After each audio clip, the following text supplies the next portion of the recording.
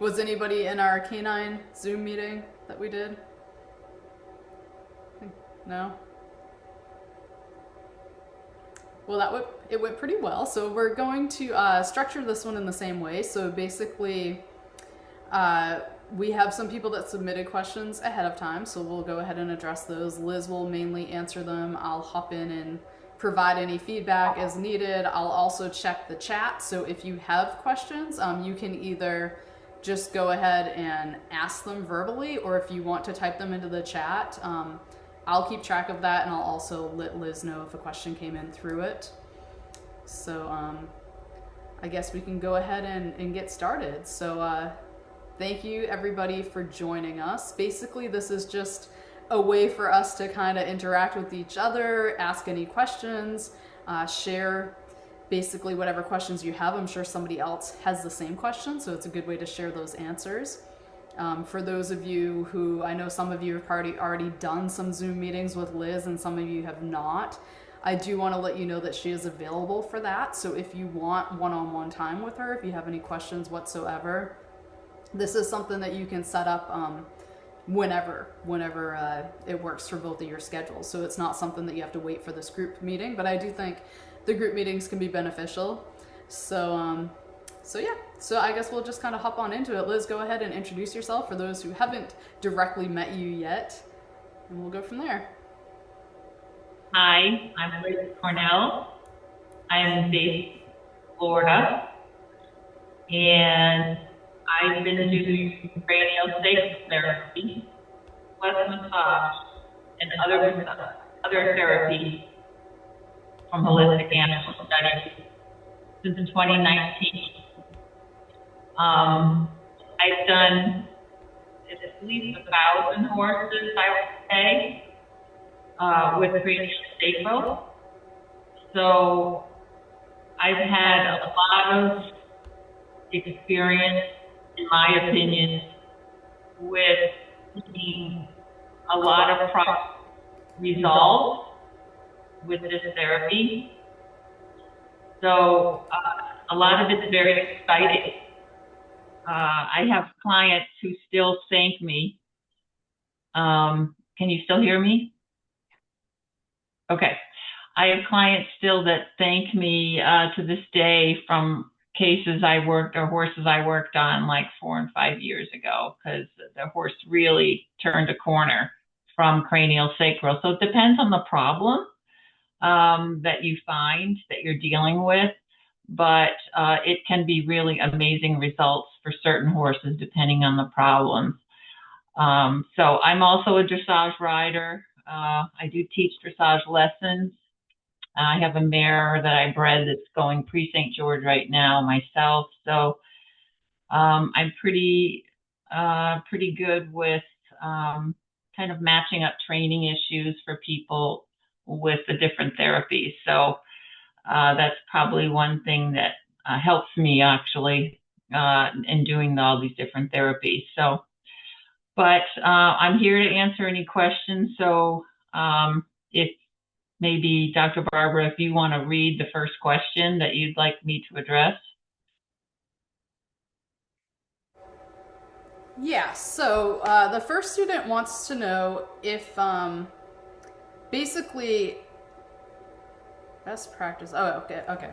So this one is the best practice used for grounding after seeing clients. They notice that sometimes they bring home the ailments of the horse and it shows up in their own body later. So what would you recommend to ground yourself after a session?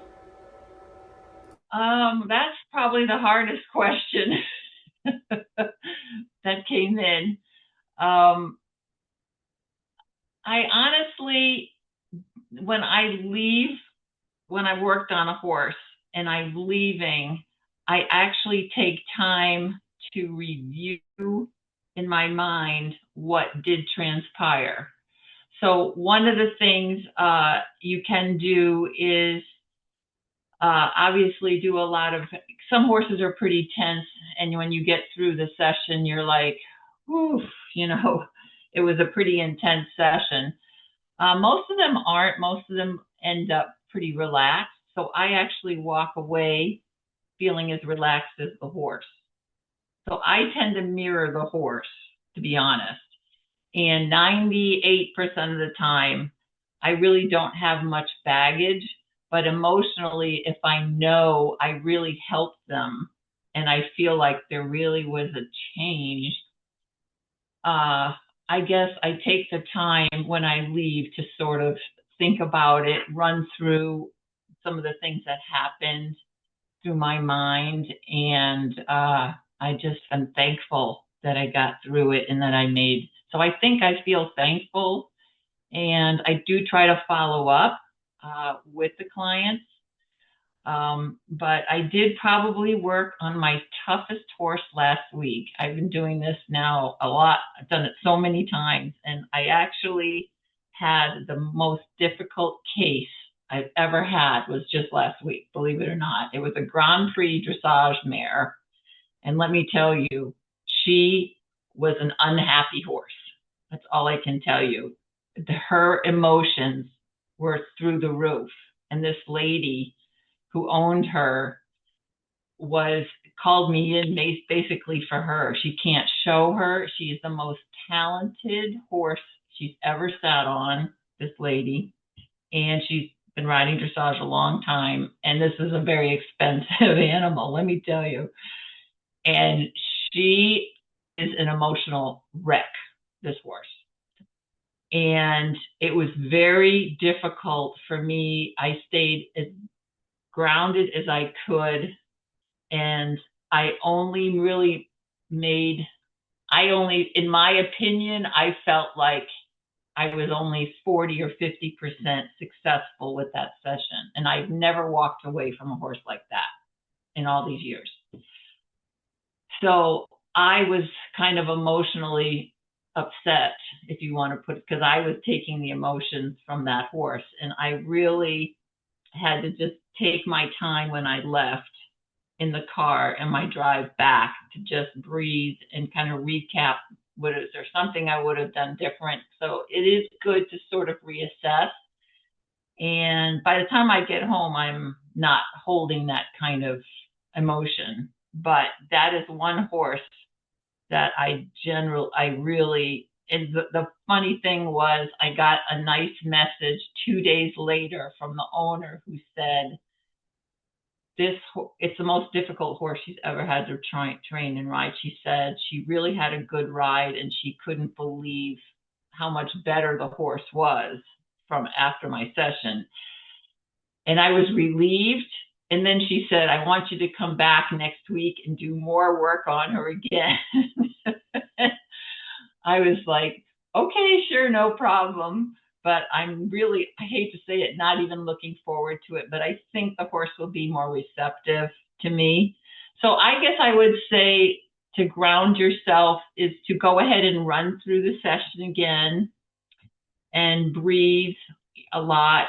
And just by the time you get home and use that car drive time to relax, by the time you get home, try to put it past you and realize you did the best you could. Okay.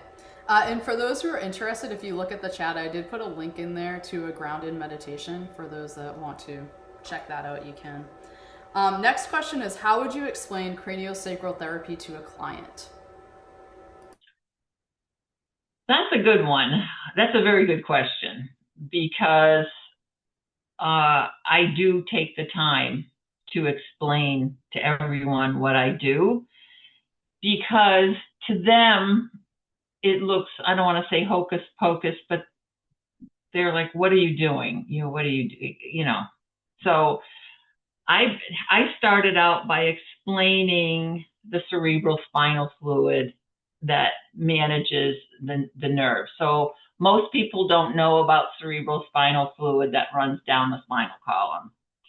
And this has always been my feeling from day one, is that it's my job to, I explain to them that there is this fluid that helps to govern the nerves that runs down the spinal column from the brain all the way to their tail, through the neck, through the cervical, and they're like, oh, really? Now, some people know about it. A lot of people don't. And so that fluid manages the neurons that governs the nervous system, central nervous system. So what I explain to them I do is, starting at the brain, it's my job to make sure that fluid is working well, right from the brain all the way down their bodies, all the way to the end. And I do that with energy work, with the spinal column between my hands, and I'm looking for a release every step of the way. And when that happens, then I've sort of regenerated or removed any dysfunction from the nerves that are generated off that area. And then when they're all done, the next day, after they've had time to process, now they're able to use all different parts of their body.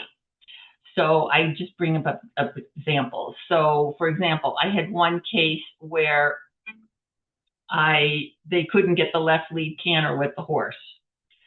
So it was a young horse, barely struggled. And they wanted me to come work on it to see. And I said, this horse needs craniosacral, because I looked down at the left hock and there was a big scar. Scars tell you a lot of things, by the way, about past injuries. So I looked down, I look at this, I said, wow, look at that scar on that left hock. What happened? Well, 2 years ago, she got her leg caught in a fence, blah, blah, blah. And never was really lame, but it left a serious scar. So I said, I'm thinking that that left hind isn't working like it should because of this injury. So I did the cranial massage, and then I did the craniosacral session. And then I said, let's see what happens, because she did give me a big release back in the sacrum area. So sure enough, I got a call the next day, or the next ride that they did, and the trainer hopped on and got the left lead the first time they tried. I mean, they couldn't even believe it, So I feel that the craniosacral therapy sort of regenerates all the nerves, and when there's been injury, those nerves aren't quite working, sending the signals correctly, the neurons aren't quite right, and then we are able to regenerate that, and then they want to use every part of their body after they've processed this therapy. So that's kind of how I explain it. Then I also explain that when I'm done, I'm also going to work on the head and work on the cranial bones if they need some help. And especially if there's any pain in the head, we're going to work on calming the nerves, working with the sutures to try to sort of adjust or just make sure that there's no dysfunction in the head, because there's a lot of horses that get head injuries from whacking their heads on all kinds of things. So that's sort of another piece of craniosacral, which I've had some super luck with, helping horses. I got all kinds of stories for that. But so that's what we're here for. We're here to make sure that all the nerve function in their body is functioning well, and that their heads aren't, harboring any trauma and nerve dysfunction in the head, which causes some pain and discomfort. Does that help? Okay, so next question is, how do you deal with a horse that is head shy? So if they don't want you touching the head and you're not really able to tune in, would you skip that step, or would you not be able to do it at all? They want to know. Okay, I do everything well, first, I always, especially a horse that's tense in the head, I want them to learn to trust my hands. So in the real world, I always do a massage first before I do craniosacral, because that is the time for them to start to accept your touch, accept your hands. And by the time I get to craniosacral, they've learned to trust my hands, and the tuning in happens pretty easily. Now, if you walk up to a horse you never met and you try to do craniosacral and start putting it, it's too much. I mean, you need to spend time with your evaluation anyways, which we teach you in the course, and the palpation. But if you've really spent a full hour with the animal and put your hands all over them, by the time you get to craniosacral, they're pretty A-okay with you working with them. Now, if there is a lot of pain in the head, I would say, well, what I do is I might scratch the wither a little bit while I take my other hand, and because they love the scratching withers, right? Most horses do, right? So I might scratch, and then I might just gently sneak my hand up there from the side and just be soft. And then I'll stop scratching, and then I'll just hold it up there. Now, they could be pulling away. You do your best. Now, I'm tall, happen to be really tall, so unless the horse is a real giant, even if they put their heads up real high, I can reach up pretty high, and I'll try to keep it there softly. And usually they will eventually drop it. If you make a lot of effort and you can't get them to stand quiet then I would probably skip it and just go to the pull release, because you're going to come to the head at the end and work on cranial adjustments anyways. So, but I can't even really say I've skipped it. I've always managed to somehow do at least some tuning in with my hands. I honestly can't remember when I haven't. So, but I'm a little bit persistent, and I'm patient, and I'll just stand there. Sometimes I'll just stand there and do nothing and just let them get used to my energy being there, and then just sort of sneak my hand up there. Once they realize you're there to help them, you're usually pretty amenable. But you never walk up cold to a horse and start doing. I don't feel that's too much energy coming at them, that they're like, who are you? What are you doing? And a lot of them are trying to, protect their face anyways. So that's kind of, I don't know, does that answer the question for people? Yeah, I think so.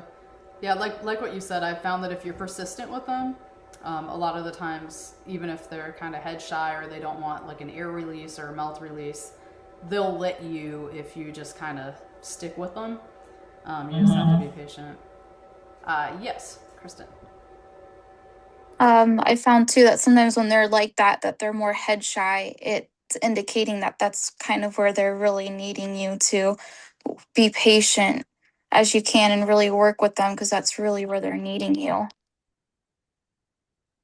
Absolutely. Absolutely. So it actually applies to any of the therapies. So if I go to work on any area or part of their bodies and they are just upset and very resistant, that's their cry for help. They're saying, this is where I need the most help. So I don't give up. I try to come at them. I try not to leave. I never really do leave without really getting to the root of the problem and spending the time. And sometimes you have to be creative. You have to think, okay, how is this horse going to let me touch this part of their body? Because I know it needs help.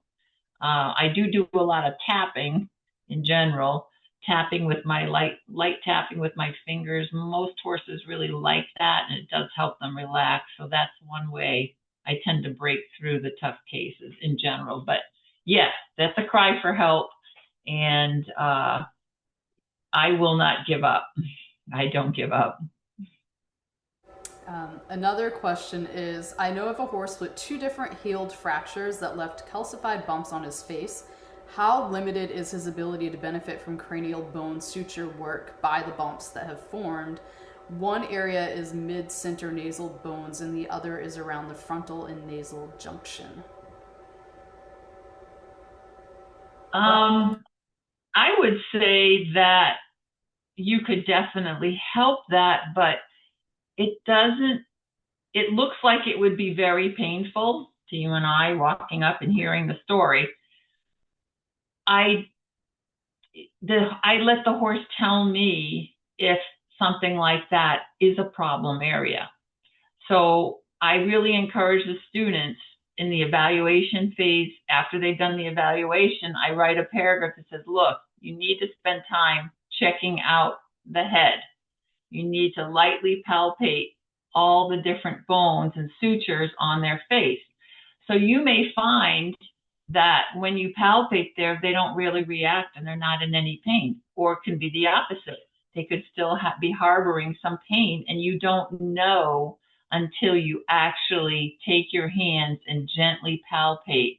Now do it from the side, don't do it head on. You go head on, they have a blind spot and they're going to be like, you know, who is this? What are you doing? They can't see you. So you always palpate from the side so they can see that you're coming at them and they can see you. And just be gentle, go around the end. The sutures might need some help, they might not. So I let the horse tell me. Okay. Yep, I think that sounds great. Another question is somebody has a horse with equine metabolic syndrome and has had a laminitis flare up. They're wondering if massage or kinesiology tape-in would be beneficial in the long run.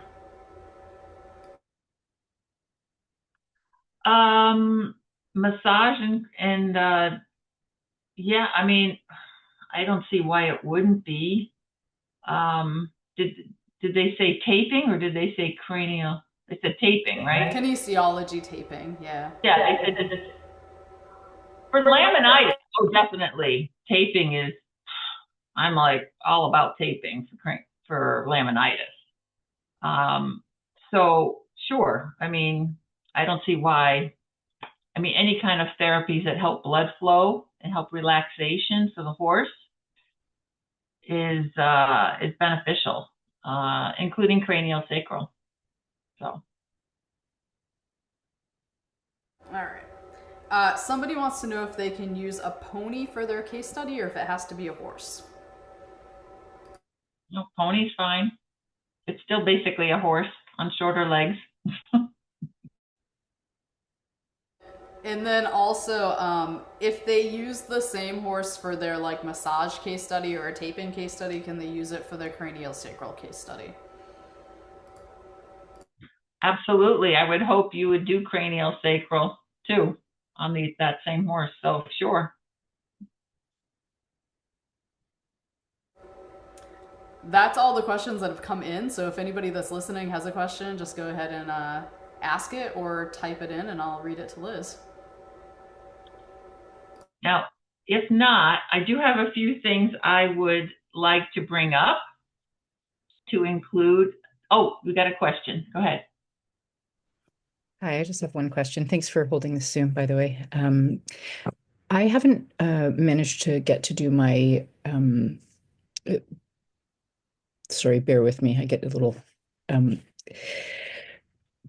is it okay to have someone, I'm dealing with some physical mobility challenges right now. So I was just wondering, like, is it okay if I have, I haven't gotten to do my evaluation yet because I physically haven't been able to actually maneuver the horse and run the horse. I sort of moved my horse to a different barn and I'm a little behind in training him just because of my mobility issues. So is it okay if I have someone as sort of like a mobility aid person to do like the gait analysis, like walking with the horse to do that stuff? I'm just sort of, it's a bit of a barrier for me, which is why I haven't progressed with my coursework and stuff because I haven't been able to physically do that yet. Oh, absolutely. In fact, it would be better, in my opinion, if you had someone else run the horse, at least in hand or lunge if possible, but having someone else move the horse in hand so that you can observe what's happening is definitely the best way to do it. Because if you're trying to lead the horse and ride, it's hard for you to look down and see what's going on, or either that or later on you would have to watch the video and do some sort of overlay with your voice. But I would say definitely have someone help you with moving the horse out, walk and trot. That would be backing up. I mean, yeah, sure, definitely. And if you have to be the one videotaping, that's Mhm. okay. You can do the voiceover later if you know how to do that. Or some people will videotape themselves saying, "This is what I found," because they don't know how to do the voiceover. That's fine. That's perfectly fine. Okay, thank you very much.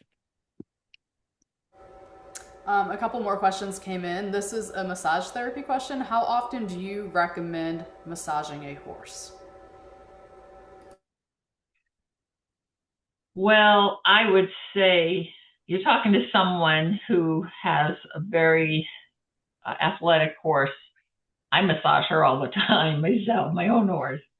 Um, and actually, for clients, though, it all depends on what they're doing. I mean, I always tell them, let the horse tell you, but a monthly schedule is probably a good foundation, if possible, if they can swing it. But, it can go 6 weeks, it can go 8 weeks. I mean, maybe they do something weird and they need you back in 2 weeks. I mean, I kind of let the horse, they need to be watching the horse and let the horse tell them. But I can tell you one thing I do recommend when you have these real athletic, if you're dealing with jumpers and dressage horses and reining horses that are in heavy work, those horses, in my opinion, need to be massaged and rubbed down by their grooms or owners right after the ride. So before they've completely cooled down, I tell them when they're like in Florida, we do a lot of hosing to get the sweat off. They need to be massaging or rubbing the horse down and working with the muscles before they have completely cooled down. That way, when they've cooled down, as they're cooling down, they're not getting locked up and tightened up. So I have found I used to do a quick massage before I tacked up as I was tacking up. I completely changed that now in my old age. I switched it to after the ride when they're cooling down, and then they're out or turned out or they're in their stalls or whatever with muscles that are loosened up. So two questions, but I think you could probably answer them at once. So then how often would you recommend doing craniosacral therapy? And also how many sessions would you say of craniosacral therapy are generally needed to see the best results? Let me just say that, and this is where I get picky as a TA and the students, I want the students to come out of the gate with their certification getting the best results possible.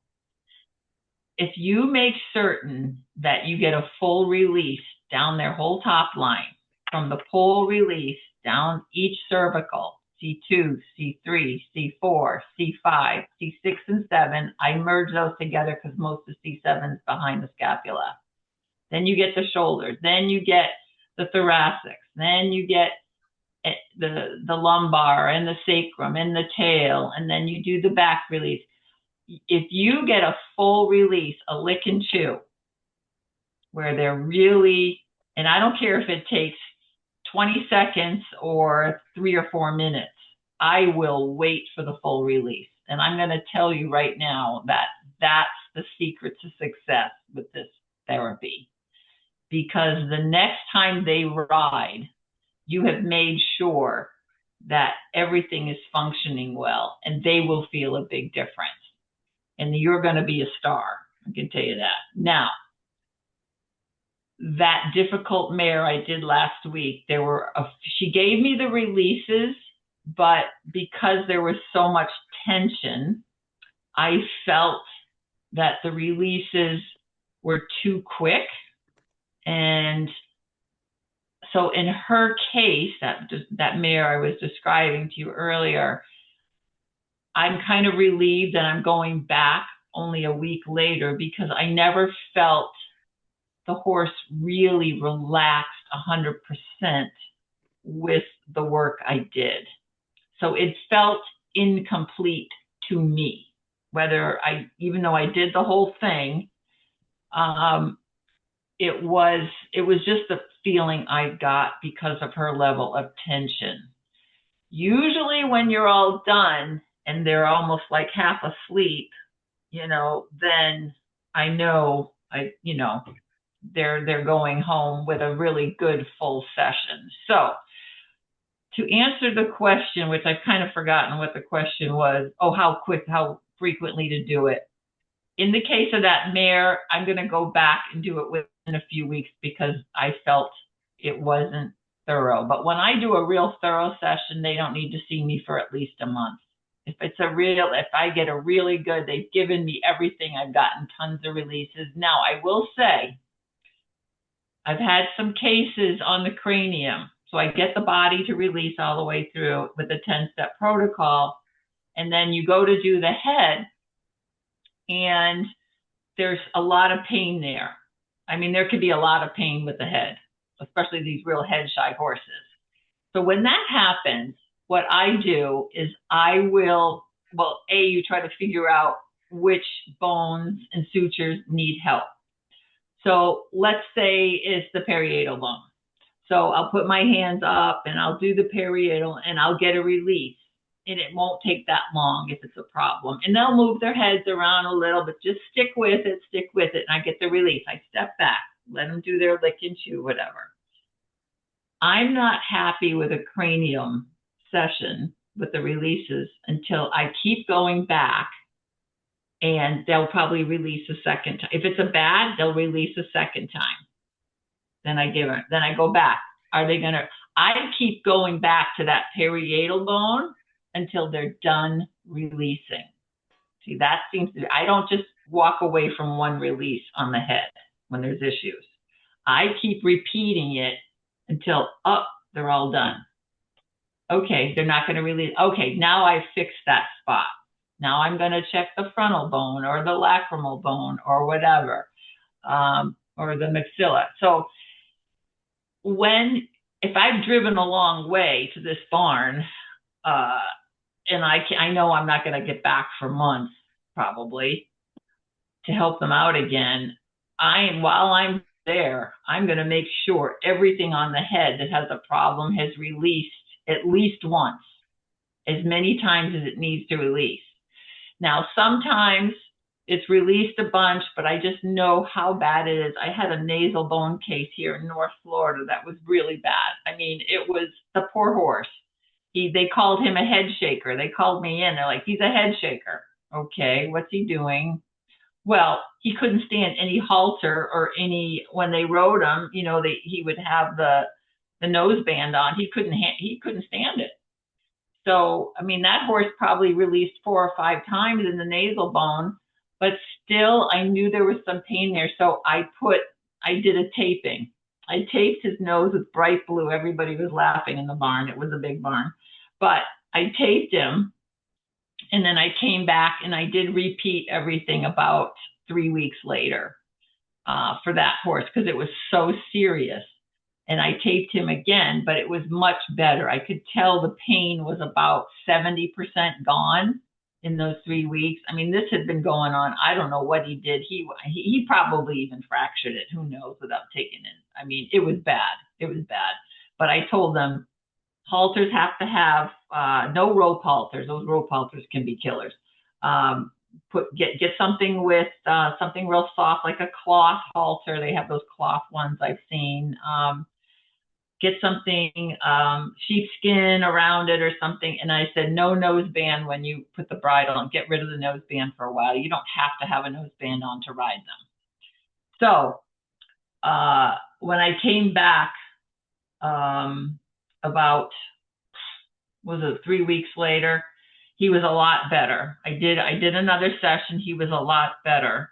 And I actually rode the horse. They actually had me ride the horse. And he was awesome. He was a great ride. But he didn't have a nose band on. We left his nose alone. And I said, eventually you can put a nose band on. And then he was good after that. But I did do the taping twice and 2 sessions with him. Does that answer the question? I don't remember. Next question is, would you avoid doing craniosacral therapy if there's been like vaccines or injections, or do you think it helps support those types of things? That's a good question. I guess I never really thought about it. I guess I would say as long as there was no big reaction to a recent vaccination, I think I would steer clear. I would make sure that the site wasn't inflamed or they weren't having any other, I've had horses in my barn that overreacted and, would get temperatures. I mean, so you want to check the vitals anyways, of course, but no temperature, no lethargic behavior, make sure they're eating okay after the vaccinations. So I probably wouldn't do it within a day, or I would wait a few days. I mean, maybe you could help me out with that one, Dr. Barbara. What do you think? Yeah, there's not like a real contraindication with it. So like you said, I guess it would depend on the horse. If they're really overloaded immune-wise, it might be better, like you said, to give them some time to process that vaccine first. But as far as like joint injections of stuff of that nature, there's not really a contraindication with craniosacral therapy in that. So I think for the most part it would be okay. It just depends on the individual horse in the situation. Let me just make another comment, if you don't mind. When a horse has had an injury, you can do craniosacral while they're healing. Let's say, they pull the suspensory but what I have found is that when they are all done healing, that's really when craniosacral is going to help, because when they're cleared by the vet, it's healing, they're back in work. A lot of horses, the nerves aren't quite functioning right. So I find coming back in when everything is said and done and healed, okay, now let's do a craniosacral. Let's make certain they're using that part of their body again and they're happy using it. That is when I have found to be very effective. So like I mentioned, even that horse that had the hock, scars from that terrible accident. I mean, it had been a long time. Now, I've had other weird cases. I have lots of different cases I can share with you, but I don't want to get into all that necessarily. But I did have a weird TMJ case, and the horse would frequently during the day go and just throw his head funny and his neck and like chewing the air, so to speak. He did that a lot. Being ridden, not being ridden, standing around, whatever. He was constantly chewing the air. Okay, weird thing. So I went in and I found that his right TMJ, if I palpated it strongly, it would immediately cause him to do his little thing. So I did the whole session. I said, I'm suspecting there's something with that right TMJ causing him to do that. And I did get lots of releases. I mean, I had made him release that TMJ a lot that day. Well, sure enough, she wrote me. She goes, it's almost gone. She says, your one session is like he's barely doing it. Nothing. It's like 90% better. So I did say to her, I would probably, next time your vet comes, have them shoot a radiograph of that TMJ just for fun. Let's just see if something ever happened. Well, sure enough, she did do it. She had her vet out and said, my body worker said to take an x-ray. Well, guess what? There was an old fracture there that had healed. And they saw all the remodeling and everything. So that's what had happened to him. Well, then the vet who just went through acupuncture certification decided to acupuncture it. And guess what? The whole problem returned after the acupuncture. So he was back to chewing the air and acting all goofy with his head. So I had to go back up there. It was a 2-hour drive I had to go back up there and redo all the therapy again because whatever that lady did, that did. So I had to fix it again. And then about 2 years later, she came back again. And she had me come one more time and I fixed it again. So whatever, it doesn't take much. Any kind of bumping of that old injury would then trigger that response from him. So it was a little pain response. And I did tape it. And I did tape it every time, by the way, when I was done. So there was something that was a little bit chronic from an old injury. So there you go. You just never know. All right. Next question. Do you ever find that using craniosacral as a diagnostic tool reveals where you need to work on fascia? Would you stop the session, tend to the fascia before resuming the craniosacral? That's an interesting question. It is correlated. Now, in my case, I always do the massage first, okay? And then I will do the neuromyofascial release with the snapper tool, the, what do you call it, tool? I just forgot. ANMR release tool. Yeah, whatever that is. Yeah. Okay. So it's all correlated. So usually there's tension and I massage, it's often in the neck. Let's just say a neck cervical, very common, right? So I'll go through, okay, there's a problem here around C3, C4. With tension, I massage it. I get some releases, blah, blah, blah. Then I come through with the snapper and sure enough, they're out. So I'll release all the fascia around there. Then the third step I do is the craniosacral. Well, then I start, and sure enough, I get to that same spot. And do you know, it takes them a long time to release it. There's definitely some dysfunction of the nerves in there that have to be regenerated. So I will wait and wait, and they always release it, and it's generally a big release. So yes, with my hands, with the soft tissue and the fascia, I will feel the problem and try to work through with my hands. Then I use the tool, and then I regenerate the nerves, and it's always in sync. They tend to be in sync. Does that answer the question? I hope. Do I need to go back? No, not normally. Not normally, but you could. It wouldn't hurt. And then do you recommend a day off work or light work for a day or two after a craniosacral session? I recommend light work the next day because they can usually feel a difference. But for some horses, 48 hours is more what they need to fully adjust. 24 for a lot of them, and then 48 for some of them. So I say, don't make it a killer session. Go ahead and ride them the next day. You should feel a difference. For some horses, you feel more the second day. Now, I will tell you that the very first horse I did this therapy on in my own barn was an EPM horse. Okay. He had been cleared and this is what got me excited about the therapy. And this is what made me realize I needed a full release all the way down the line. He was a stallion that I had, and I got him as a 4-year-old, but around age 6 in the training, we were stuck and he was doing weird things with his neck. And I thought something is wrong on his left side. I don't know what. It's on his left side. So he's not using his left side. So the vet came, I had a very good vet, and he diagnosed EPM. I was mortified, but okay, he's got EPM. Did a very aggressive treatment. I mean, the guy was great. I said, be as aggressive as you need to be. I don't want this in his system at all.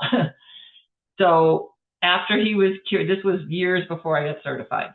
So we cure him. I start the training. Okay, he's cleared. He's 100% supposedly. And I'm like, he's better on the left side. He's still not using his left side right. So I took him in for acupuncture help. I'm like, he's not lame. He's happy to work. but he's not using that left side because he said, I didn't realize that EPM could be lateral. So, hey, it was on the left side pretty much, primarily. Didn't know that at the time. So I did lots of acupuncture, didn't make any difference. I was so bummed. So when I took the course, first horse I worked on, I raced out to my stallion. Okay, I got to do this. Do you know, the next day I hopped on. I really wasn't expecting much from the craniosacral. He was a different horse. He was back to how he was when he was young. He totally used his left side again. I was literally blown away. That's all I can tell you. So from then on, I was like, okay, everybody needs craniosacral. But because I personally sat on my horse and felt the difference, I just thought, oh my God, this is amazing. So I was always a big fan of it from day one from my own horse. But for EPM, I do recommend when they are cleared, they definitely need craniosacral, all EPM horses. Once they are cleared by the vet, those nerves and those neurons are just not functioning right, and they have to get regenerated, and your energy needs to go down that fluid, that whole spinal column, and help them out to get back to normal. I'm a real big believer in that. Okay, next question is, I worked on my first session today with a very difficult horse. I was able to see full releases from the pole, cervical, shoulders, but when I got to the lumbar, he continuously tried to kick and bite. So I decided to just start on the head. Looking back, I should have went back to the lumbar, but it didn't feel safe. Yeah. Again, if you start with a massage and spend the time with a massage, you have much better luck, especially with mares back there, let me tell you. I'm always, and honestly, if the owner doesn't mind, if they threaten to kick, I kind of yell at them and say, cut it out. I'm here to help you. Most of them will be, oh, okay. And they'll stand there. But you got to be careful. Some owners don't want you doing that. So you have to be careful with, scolding, a little scold to the horse. But I usually don't give up. I try 2 or 3 times. And then if they're really going to be difficult, sometimes I try the other side. That's another thing. Sometimes instead of doing the lumbar release on the left side, I'll go to the right side. And sometimes that alone can fix it and make them more tolerant. And then sometimes I'll start higher up, further forward, and then just slide my hand to the umbilicus underneath and just go slowly, real slowly. And then that often will work if I think they're going to be. So I try different ways I don't give up. Look, I don't give up easily because I'm there to help the horse. So I will try everything I can. So I can't really hardly remember. Maybe just a handful of times I wasn't able to do the umbilicus, but usually I can. I don't know. I certainly do not generate any kind of emotion of fear from the horse. If you're fearful, then you're in trouble a little bit with some of these pushy horses, okay? So that's another thing. I'm very confident, grounded, very matter of fact. This is what we're going to do. And I can't let my emotions like, oh my God, he's going to hit me, kick me or something. If you get emotional yourself with fear, they will know it. And then you're probably not going to be successful doing that maneuver.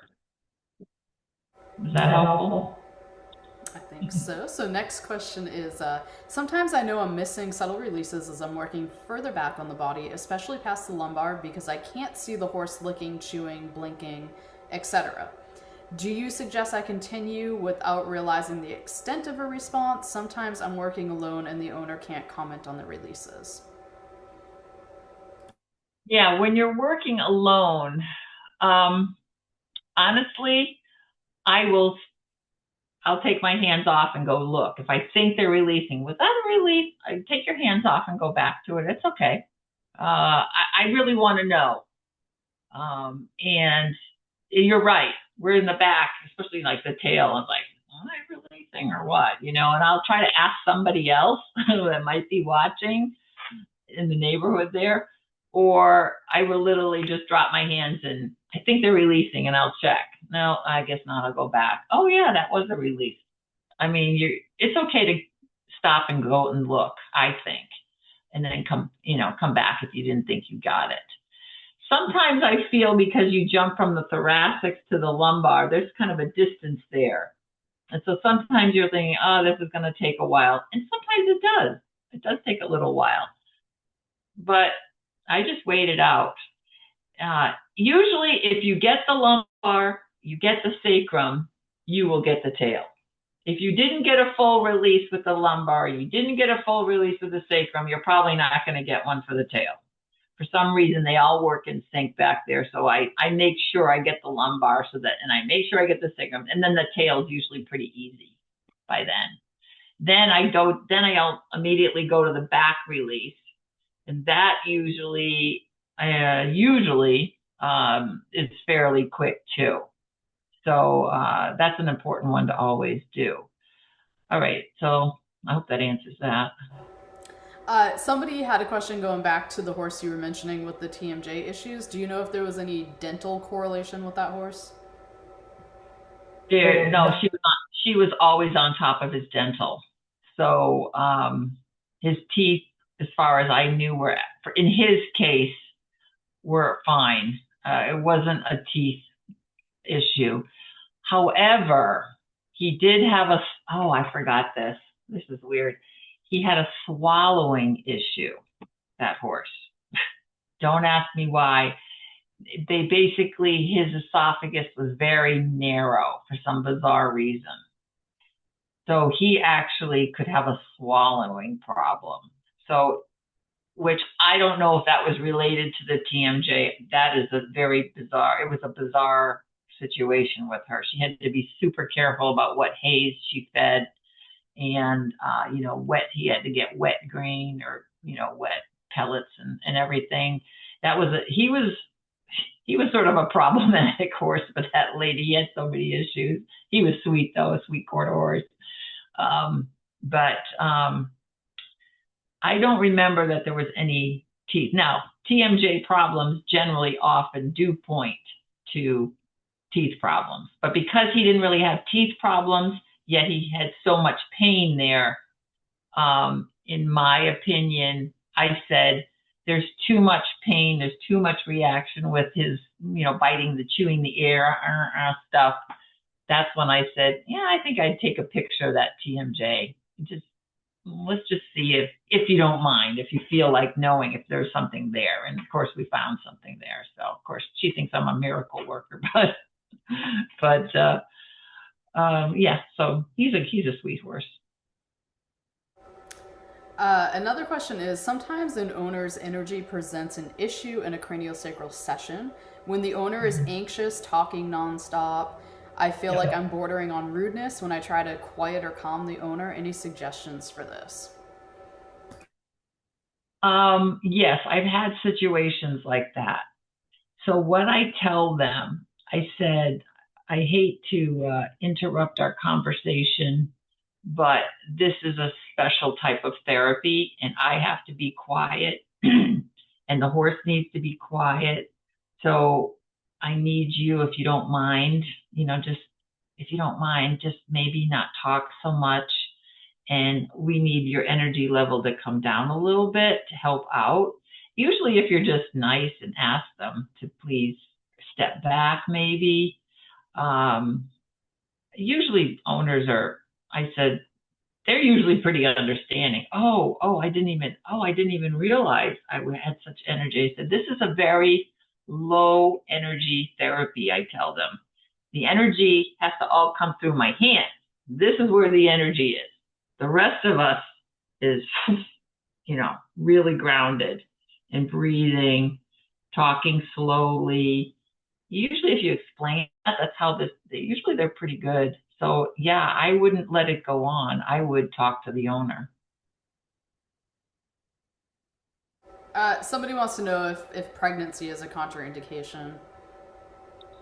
Not that I know of. I've done it on some pregnant mares. It would, in my opinion, it might even help with the birthing process. I don't know, but maybe you could comment on that, Dr. Barbara. Yeah, I've done it all the pregnant mares, and they're fine. Yeah, there's no Yeah, contraindications there. it's a good question.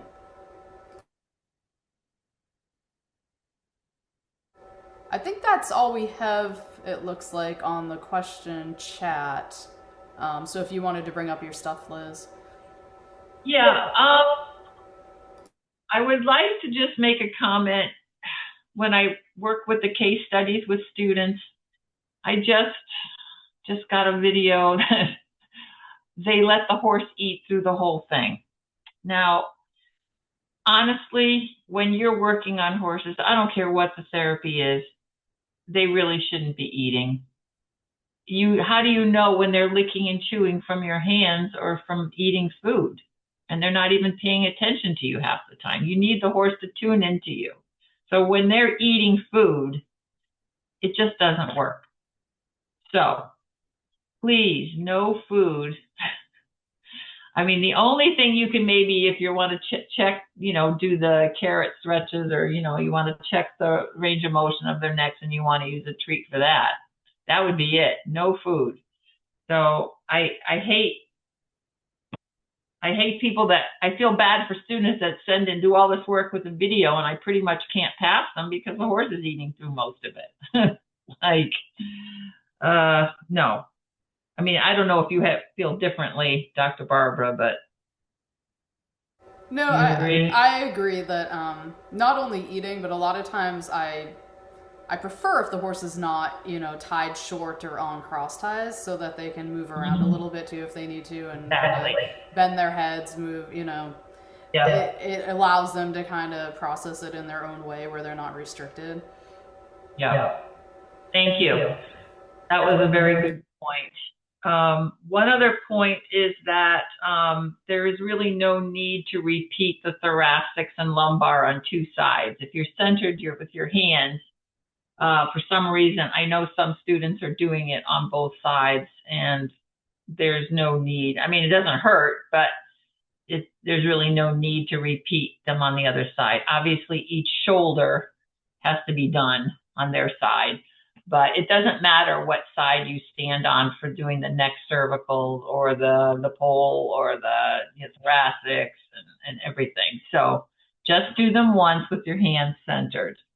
That was another thing. And as I mentioned, I do recommend that you spend some time with the horse doing a massage or something first.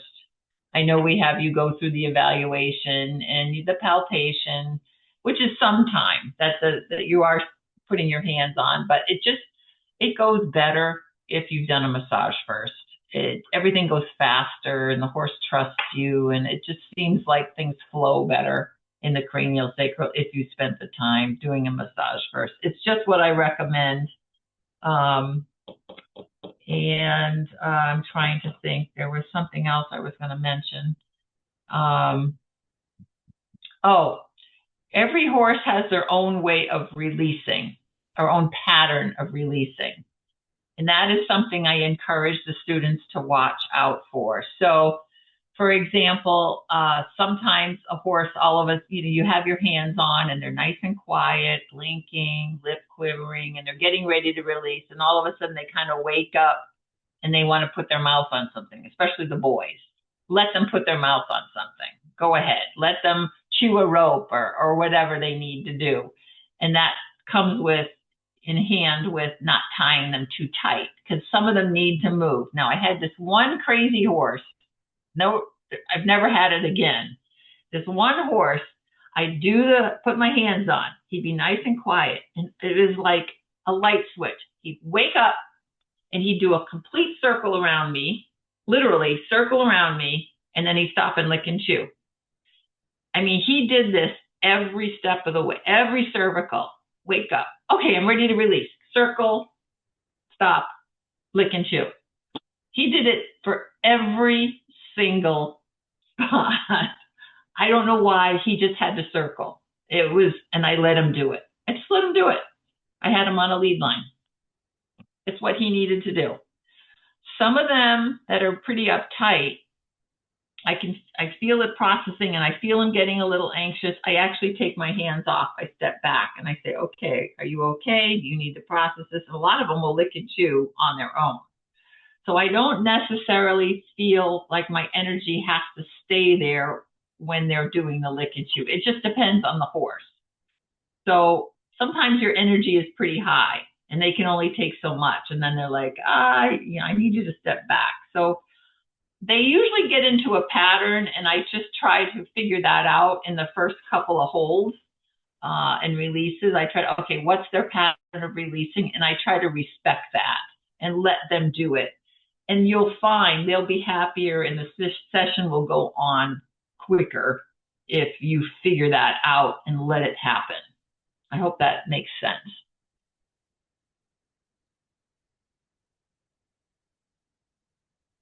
No other questions coming in. So is there anything else you want to mention, Liz? I don't think so, other than I'm going to be redoing the case study example video. I finally watched it today and I apologize. I should have watched it sooner. Finally watched it to see what the students were seeing. And I think it needs to be redone. And some of these things I can explain to make life easier for everybody. Because it's just taken me a long time doing so many horses that I finally, pick up on little things. But I will end with watch for scars. Scars tell you a lot about problems that they've had. I mean, I had a very difficult horse that I worked on many years ago that literally everyone in the area had washed their hands of this mare. No one could do anything with her. She was kind of a nut. And it's a long story, but basically what I found when I did my exam, because I said there's something wrong with her head, I don't know where, and then I found a little scar in the corner of her left eye, right in the corner of the eye. I wonder if that's, and sure enough, believe it or not, I worked next to that eye, that lacrimal bone. She must have released it 4 different times that day when I was, at the end of the session. Her whole temperament literally immediately changed in front of everybody, and even in front of me. It was amazing.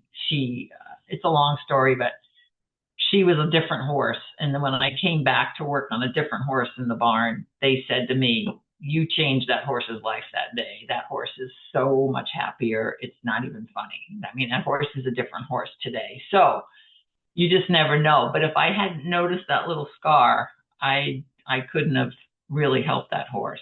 So I always really question scars because nobody knows. I don't know. They're like, scar.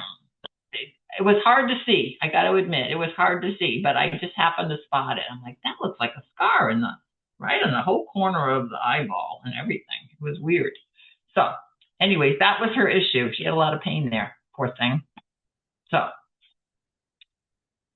All right, Liz, well, thank you. That's been super helpful, I think, for a lot of the students. We've gotten some good feedback here in the chat. So, okay. Yeah, I think we'll probably try to do maybe a taping session at some point, maybe next month. And then maybe in a few months, circle back to doing another craniosacral one. Sure. Awesome. Good. Anybody have any last minute questions before we hop off? Nope. Just some more thank yous. Okay, right, good. Thank you, everybody. I'll let Liz close it up, and I'm going to say goodbye. And thank you so much. Thanks for coming on board with us and taking the time. And again, if you want to reach out to me anytime, if you have questions or a weird case, I'm certainly around to help you out. So, and it's usually email works good for me, but if we need to do some kind of video session with something, I've done that with students too. So whatever you need. So good luck, everybody. Liz, what's your email? Oh, my email is liz@provenequine, PROVEN equine.com. Thank you. And I did record this, so I will post the link as well. So if anybody wants to rewatch it, I'll get that to you tomorrow. Okay. Thank you. All right. Thank you, Liz. Thank you. You're welcome. Bye.